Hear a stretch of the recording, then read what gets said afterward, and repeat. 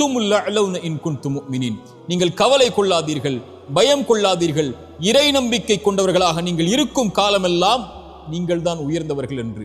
அந்த நம்பிக்கை, அந்த தோல்வியிலிருந்து அவர்கள் பெற்ற பாடத்தில், இறை நம்பிக்கையில் அவர்களுக்கு கிடைத்த பாடம் அடுத்த போர்க்களங்களில் அவர்களை உயர்த்தியது. இஸ்லாமிய சாம்ராஜ்யத்தின் வளர்ச்சியை இன்று நாம் பார்க்கிறோம். இன்னும் எத்தனையோ உதாரணங்களை சொல்லலாம். எமக்கு தோல்வியை இறைவன் கொடுத்தால் அடுத்த நாள் மூச்சு விடுவதற்கு அவகாசத்தை இறைவன் கொடுத்திருக்கிறான் என்றால் வெற்றியின் பாதையில் பயணிப்பதற்காகத்தான். வாழ்வில் குழந்தை இல்லை என்ற சோதனையில் நீங்கள் அகப்பட்டிருக்கிறீர்களா? இனிமேல் குழந்தை பிறக்க முடியாதா?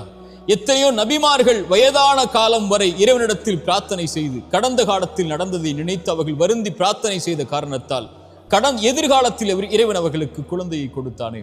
எத்தனையோ குற்ற உணர்ச்சிகளால் பாதிக்கப்பட்டு அந்த குற்றத்தை செய்த குற்றத்தின் காரணமாக உணர்ச்சியால் அந்த வருத்தத்தில் உங்களுடைய வாழ்வை நீங்கள் சோதனையில் உள்ளாக்கி இருக்கிறீர்களா? எத்தனையோ நபிமார்கள் பாவம் செய்திருக்கிறார்கள்.